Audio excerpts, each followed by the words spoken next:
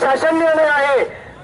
शाळा तिथे मुख्याध्यापक हे तत्व शासनाने दुरीस मिळवलेलं आहे आणि 150 विद्यार्थी संख्या असेल तर मुख्याध्यापक असेल, अन्यथा मुख्याध्यापक अतिरिक्त म्हणून शिक्षक म्हणून अतिरिक्त होईल.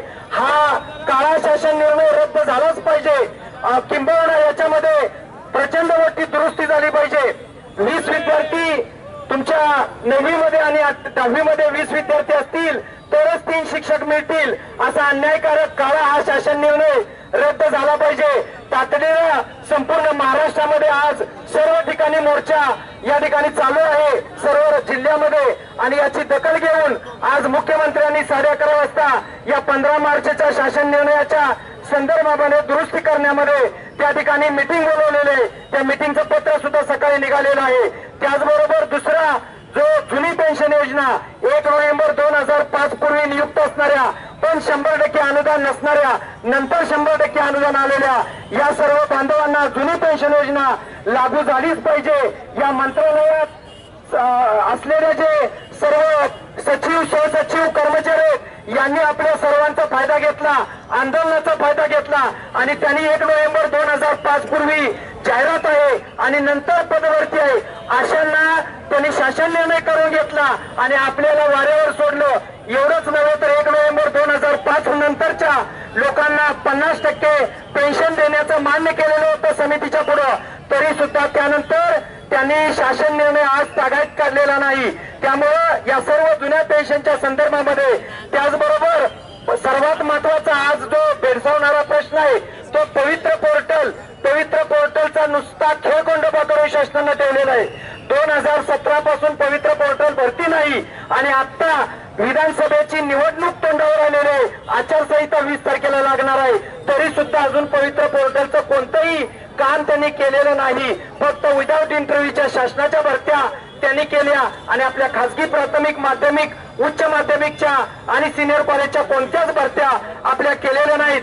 शिक्षक सर्व संघटनांचे अध्यक्ष यांच्या पुढाकारानं हा आज मोठा मोर्चा, मला वाटतं आतापर्यंत एवढा मोर्चा कोणताही झाला नव्हता, एवढा प्रचंड समुदायामध्ये हा मोर्चा निघालेला आहे. तुमच्या सर्वांचं मी धन्यवाद व्यक्त करतो. ग्रामीण भागामध्ये शिक्षण संस्था काढल्या, त्या चालवल्या उत्तमपैकी. आता 30-30, 40-40, 50-50 वर्ष संस्था चालू आहेत.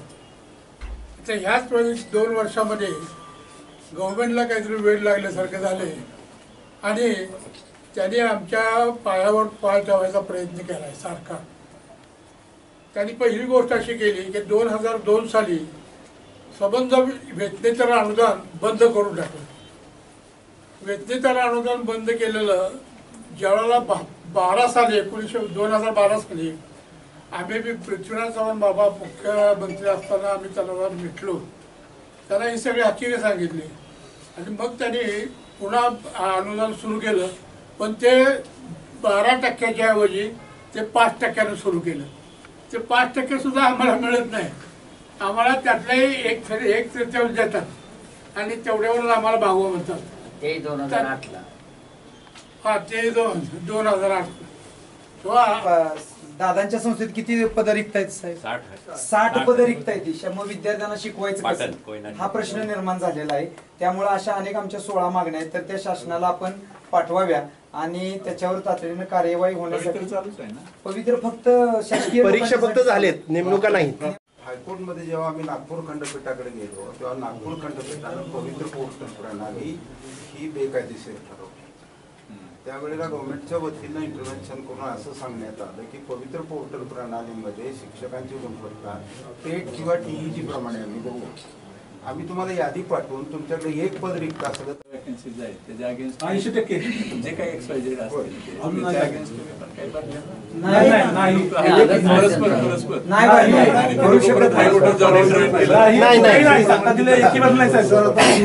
म्हणणं माझं लक्षात. एकदा काय झालं बरं का, सन्माननीय राज्यपाल साहेबांची मुलाखत घेऊन आमचे विजय नवल पाटील केंद्रीय मंत्री, माजी केंद्रीय मंत्री त्यांना भेटायला गेले.